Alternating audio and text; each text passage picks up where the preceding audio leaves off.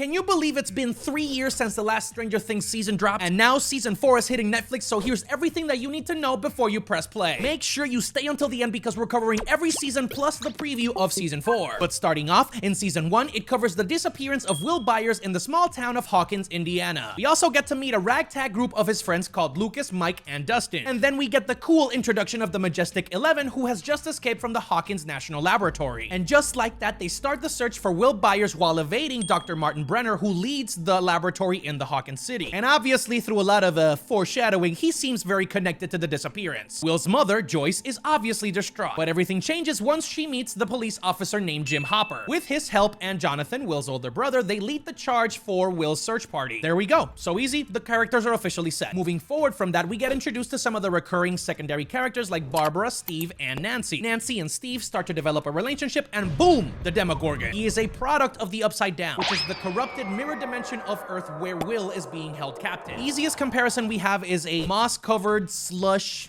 demon world that would be the center for a typical campaign in Dungeons and Dragons. We would like to take a solid moment to say RIP to Barbara, you were a solid soldier. Because of course, the Upside Down is gonna have some casualties. Anyways, shit goes down in the Upside Down and then the laboratory, and then boom, season 2 is set up. 11 gains control of her powers, she destroys the Demogorgon, and then we move right along into season 2. This specific season is where we get to see most of the development between the group and the overall world as a whole. It's the middle of the 80s, and with just the right amount of chaos, we get the beginning of beautiful character development. 11's disappearance after the Demogorgon fight in season 1 is officially reversed as she comes back from the Upside Down into the real world. The main focus of this season, however, is not 11. The main character is going to be Will, especially since we learned that there have been some side effects after his return from the Upside Down. It turns out that his apparent sickness is derived from being possessed by the Mind Flayer, aka the main villain of this entire story. It's essentially a super powerful being similar to Cthulhu that has its prongs and everything within the Upside Down, and it's trying to obviously take over the real world as well. The main events that we have to keep in mind from this season are pretty simple. Hopper has to keep 11 hidden after the events of season 1, so she's basically conscribed to a cabin in the woods where she has to live with Hopper. This is we start to get the beginning of the development of their father-daughter relationship. Speaking of that event, we are also introduced to the funniest character in the series as an adult, and it's Murray. He's a future ex-government agent played by the GOAT Brett Gelman. This precarious woods situation also reveals Mike's true feelings for 11, with some not so subtle foreshadowing until their future relationship. He's been trying to communicate with her from the Upside Down for over 350 days. And so once they finally meet, you can finally see their embrace and see that they're destined to be together. But of course, Papa, nothing is simple. Nada es simple en esta vida, and of course, there's going to be some major chaos. Moving on, we finally have the arrival of fan favorites Max and Billy, who have officially moved over from sunny California into Hawkins, Indiana, for which reasons I do not know why. Lots of family trauma, but that is pretty standard in this town. Joyce Byers is dating Samwise Gamgee,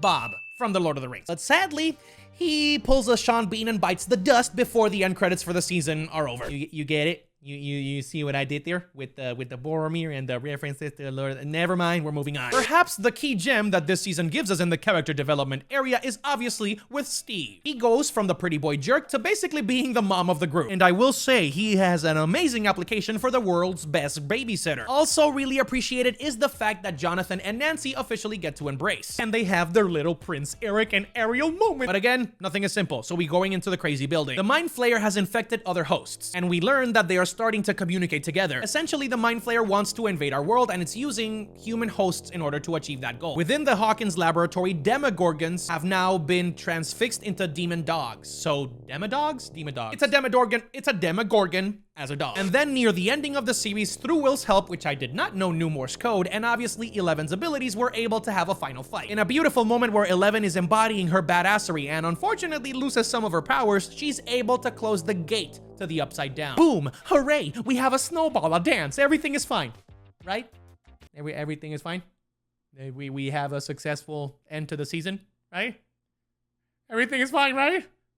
No. Because we still have season 3 and season 4. Let's go. Personally, season 3 is my favorite season. We get the introduction to the beautiful and amazingly talented Robin, who is also developing a buddy cop relationship with Steve. The banter is beautiful. And with a unique Uno reverse card play, the Mind Flayer is going after Billy this season. He is being set up as the main antagonist for this season, and it's pretty fitting considering he's a very complicated character. Summer, bodyguard, heartthrob, while also being an extremely toxic and problematic sibling. The major questions that set up season 4 are also also asked right here. Joyce, for example, wants to get the hell out of Indiana and move their kids to California. Max is integrated as an official part of the whole group. Mike and Eleven have fleshed out their relationship, and of course we get an introduction to 1980s malls through Starcourt. I will say I've never wanted to work at an ice cream shop more than I have by watching this season, because Dustin and Steve are my spirit animals. Again, this is the biggest exploration of growth within the series. These characters and their actors are slowly growing up as the seasons progress. And of course, going through the teenage years into high school, tension starts to build up through an intense and brutal powwow between Mike and Will.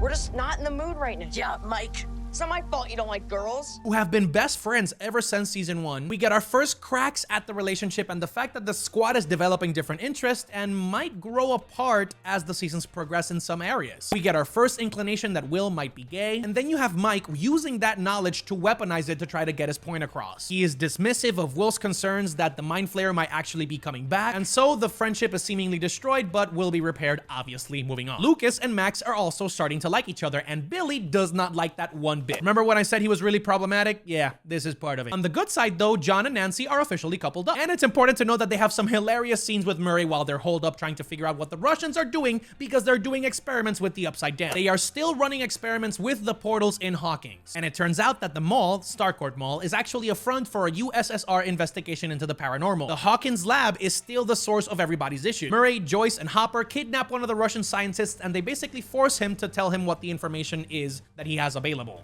Of course, it is at this moment that all hell breaks loose. Billy at this point has become the entire host for the Mind Flayer, and our boy Billy is bringing other brainwashed people across the Hawkins area into the lair of the Mind Flayer so he can consume them and manifest in the real world. The ploy is pretty simple: grow, spread, take over the world. Then he goes 12 rounds with 11 while she's still trying to keep hold to whatever power she's got left and try to beat Billy under the influence of the Flayer. While all of this is going on, the Mind Flayer manages to injure 11 and she's not able to use her powers anymore. Of course, the season is not over, so we have a final stand in the mall. All of the adults meet with the children and they have a full-on battle with an amazingly gory and grotesque version of the real-life Mind Flayer. But in a surprising twist of fate, Billy actually sacrifices himself to free 11, his sister, and the rest of the squad, which gives Joyce and Jim Hopper just enough time to destroy the lab, and unfortunately, we get to see Jim Hopper's sacrifice right before they close the portal to the Upside Down